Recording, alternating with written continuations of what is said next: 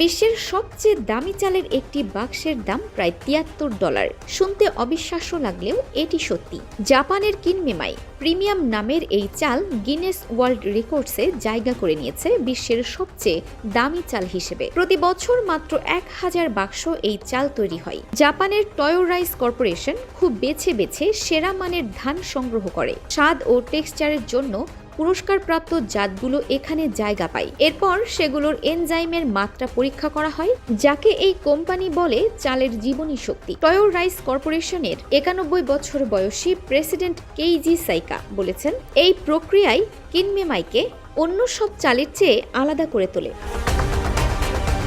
একজন শেফ সংবাদ মাধ্যমকে জানান, রান্না হওয়ার পর এই চালের দানাগুলো এত উজ্জ্বল দেখায় যে এগুলো হীরার মতো ঝকঝক করে। স্বাদের দিক থেকেও এটি নাকি আলাদা, হালকা, পরিষ্কার আর গভীর এক ধরনের মিষ্টতা আছে। সাধারণ চালের মধ্যে এই বৈশিষ্ট্য খুব কমই পাওয়া যায়। জাপানের খাবারের জগতে অদ্ভুত আর ব্যতিক্রমী জিনিসের অভাব নেই। যেমন হোক্কাইডোর লেস কানিকিওস রেস্তোরাঁয় পাওয়া যায় আরেকটি অপ্রচলিত খাবার, ভালুকের মাংস।